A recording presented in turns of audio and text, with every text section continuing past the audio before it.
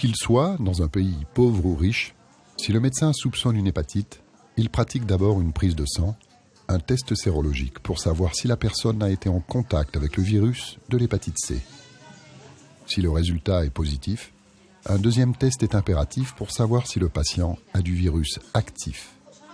Si le test est encore positif, le patient souffre d'une hépatite C active. Le médecin doit alors déterminer la nature et l'étendue des dommages causés au foie.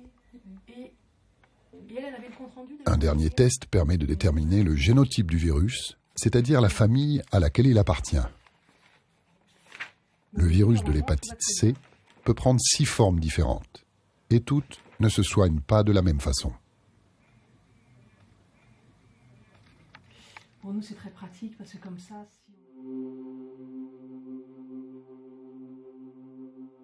Le traitement de l'hépatite C était à base de PEG interféron, qui est donc un traitement injectable, donc assez contraignant, une injection toutes les semaines, de durée assez longue, ça variait en fonction du génotype de 6 mois à 12 mois de traitement, et en plus de ça quand même assez mal toléré, et en tout cas qui nécessitait un suivi vraiment rapproché du patient. Et en plus de ça, ces traitements étaient assez peu efficaces. On pouvait n'avoir que 50% d'éradication du virus.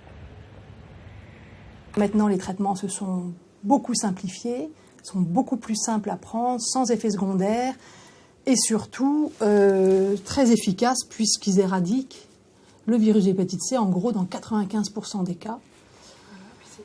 Que les traitements sont courts, 3 mois en général, et très bien tolérés, et donc ça change complètement la donne sur maintenant le traitement de l'hépatite C dans les pays du Nord. Sérieux bémol à cette mini-révolution thérapeutique, le coût de ces nouveaux traitements est exorbitant. Par contre, pour les pays du Sud, l'Afrique, l'Asie centrale, dans beaucoup de pays où il y a quand même une prévalence assez conséquente de l'hépatite C,